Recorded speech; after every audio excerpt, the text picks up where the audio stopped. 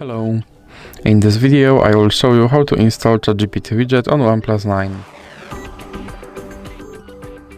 So you have to start by opening your Google Play Store, then click on search bar and type in Wally AI and click search.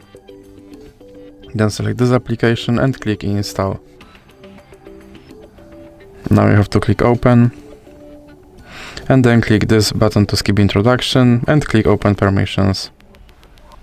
Now select the AI assistant and click here to allow this app to display over other apps. Then you can go back and go back again. Now click start, and as you can see right here there is my ChatGPT widget, and I can open him and I can tell him to do something.